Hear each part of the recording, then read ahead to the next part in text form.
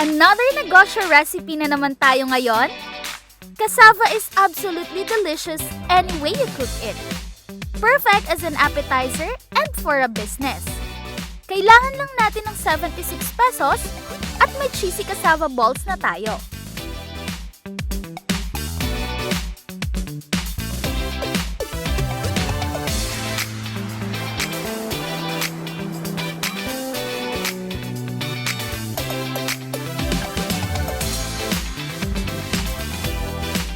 Let's get started!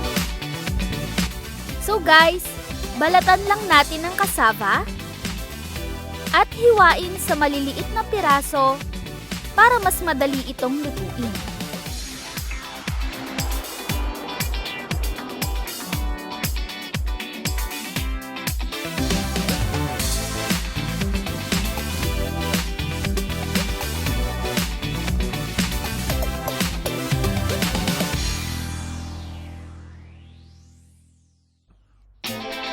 Then guys, let's cook it in the steamer for 45 minutes in high heat. Habang ini-steam naman natin ang ating cassava, gawin naman na natin ang ating butter. Paghalu-haluin lang natin ng flour, corn flour, salt, and water in a clean mixing bowl and mix it properly.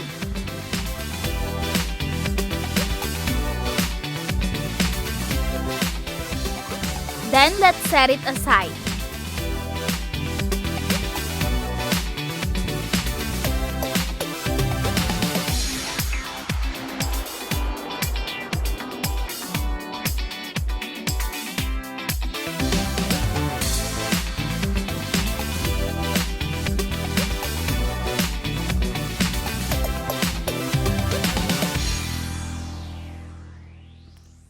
Kapag luto na ang ating cassava, palamigin lang natin ito at pagkatapos ay pwede na nating gadgarin.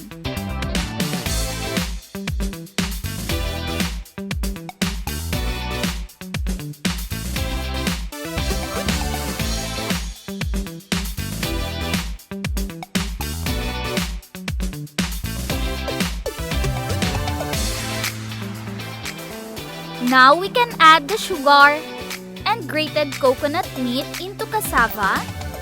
Then let's mix it properly.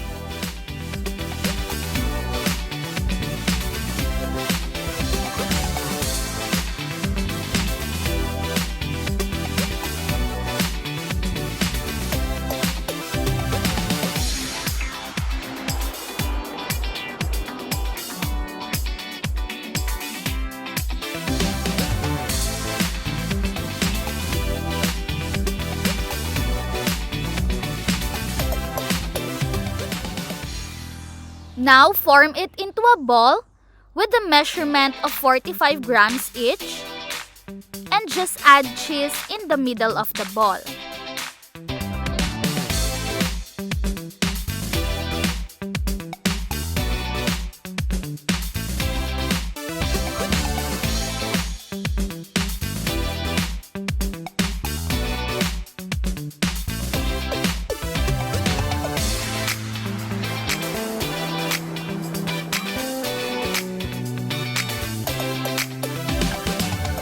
Now let's drop it into the butter and deep fry until golden brown and crispy.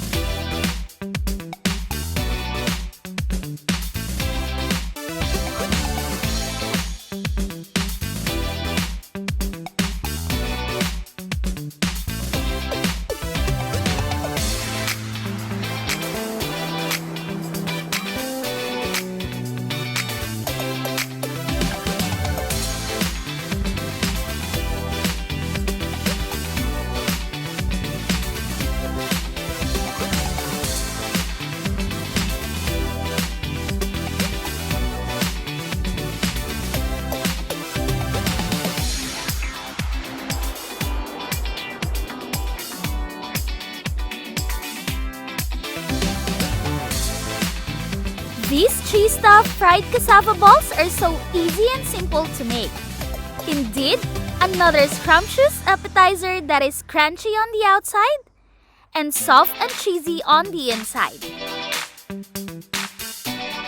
Thanks for watching! Please hit the bell and subscribe button for more delicious recipes. Enjoy!